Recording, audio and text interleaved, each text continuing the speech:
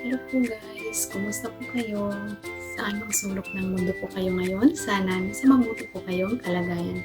Sa video pong ito guys, ituturo ko po sa inyo kung saan po tayo pwedeng makakuha ng mga sound effects na ilalagay po natin sa ating mga videos or mga vlogs na makaiwas po tayo sa copyright na tinatawag. So kung gusto nyo nang malaman, simulan na po natin.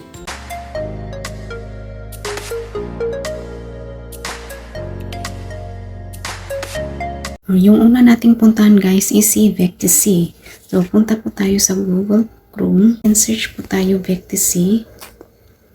Vectis, ito po siya. Then ito po yung itsura niya.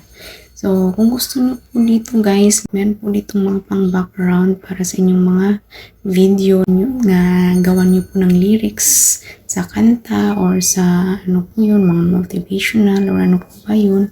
So yun po dito guys. Then magsa-search lang po kayo kung ano pong video yung gusto niyo. Halimbawa guys, nature videos. So ito po siya guys.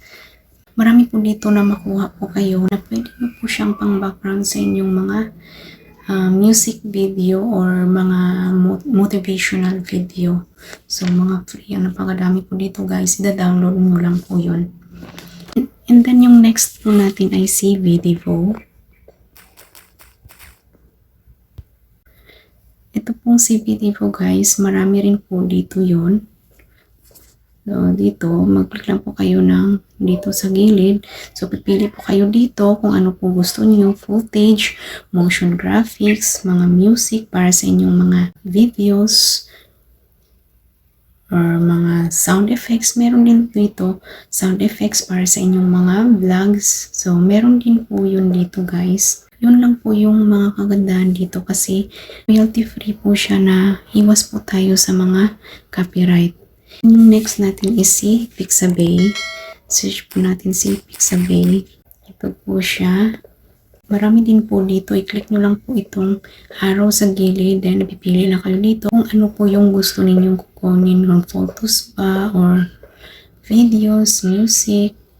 For example, mga sound effects yung gusto ninyo.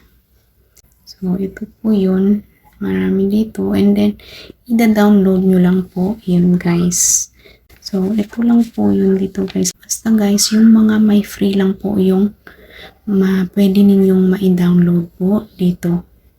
So, yung last po natin guys is yung kung gusto nyo makapagawa kayo ng mga funny meme, gaya nila Babalo, ni Dolphin.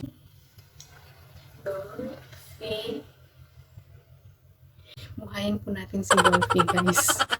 Or mga tawa ni Torpo, ni Manny Pacquiao, or kung sino ba yun, mga tawa ng bata. So, punta po kayo sa YouTube guys.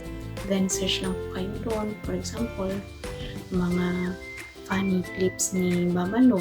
And then, i-download lang po niyo siya. Meron po doon sa ilalim ng videos na share. And then, i-click nyo yun, and then, i-copy nyo yung link, and then, punta po kayo sa Google, and then, doon nyo po i-transfer yung link na kinapin nyo doon, para i-download nyo po siya. Sound effects lang po siya, naka-MP3 lang po siya, and then, kung mga videos po talaga na gusto nyo naka-upload po sa inyong inyong mga videos, so, dapat naka-MP4 po siya. Ito lang po pala yung mga sabi ko guys, yung mga funny videos, i-make sure nyo lang po na dapat naka 10 seconds lang po siya para iwas po kayo sa copyright. Kung mahaba po yung videos, pwede din po ninyo yung putulin. So, ganun lang po yun guys, yung mag-share ko sa inyo ngayon. At sana mag-apply po ninyo ito sa inyong mga sarili. Hanggang dito na lang po guys yung aking video. Sana manatutunan po kayo sa aking mga ibinahagi sa inyo. At kung bago lang po kayo sa aking channel, pakiclick na lang po ng subscribe button dyan sa ilalim at pakipindot na din po ng notification bell para mag-updated po kayo sa aking mga susunod na videos. Maraming salamat po and God bless.